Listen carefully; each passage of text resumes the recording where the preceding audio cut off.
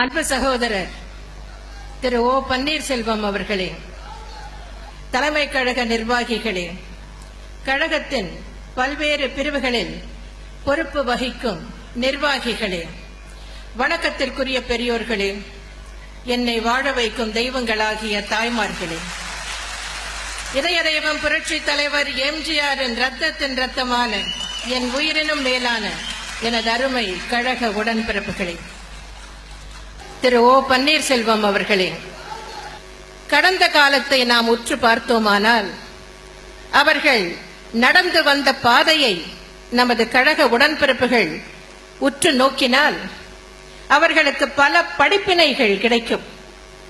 இன்றைய காலத்தில் இளைஞர்களுக்கு எல்லாவற்றிலுமே அவசரம். உடனே ஒரு துறையில் ஈடுபட வேண்டும், உடனே கட்சியில் இணைய வேண்டும், உடனே பெரும் பொறுப்புக்கு வர வேண்டும், உடனே பெயரும் புகழும் செல்வமும் அடைந்து விட வேண்டும், உடனே எம்எல்ஏ ஆக வேண்டும், உடனே மந்திரி ஆக வேண்டும், என்னென்னவோ ஆசைகள்.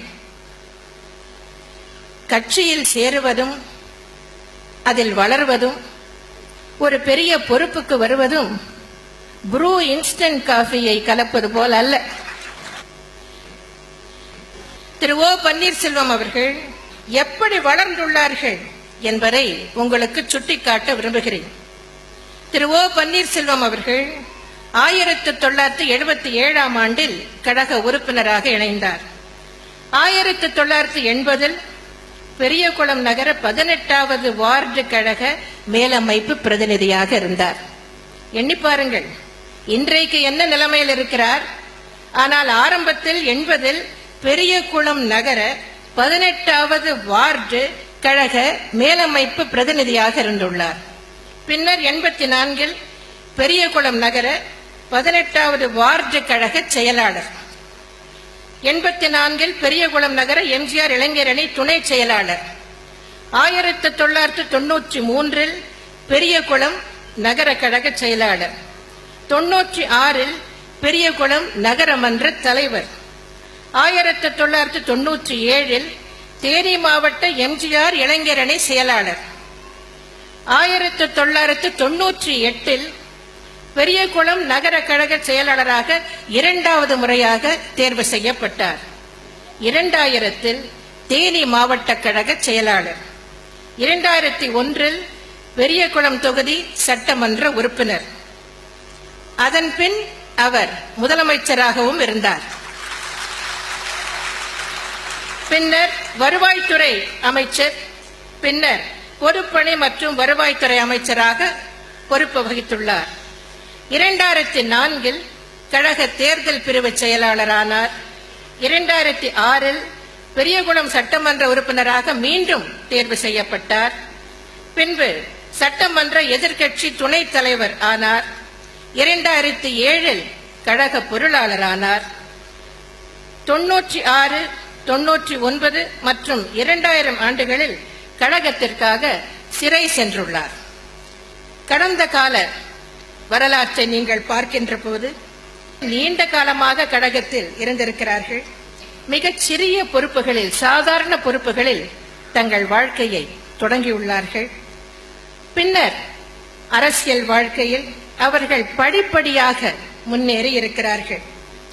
அவர்களுடைய உழைப்பு, இயக்கத்தின் பால் அவர்களுக்குள்ள விசுவாசம், தலைமையிடம் அவர்கள் கொண்டுள்ள பற்று, இவற்றின் காரணமாக அவர்கள் படிப்படியாக உயர்ந்துள்ளார்கள்.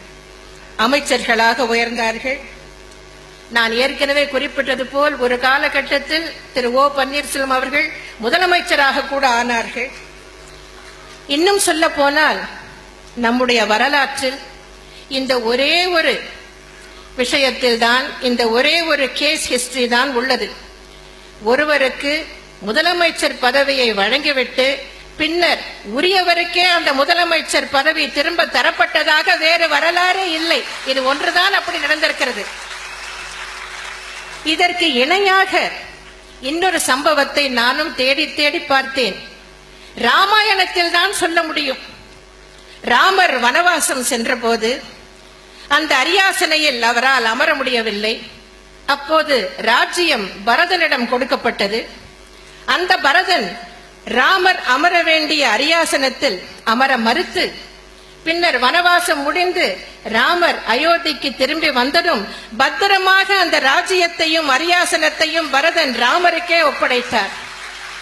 இதை புராணத்தில் தான் படிக்க முடிகிறது.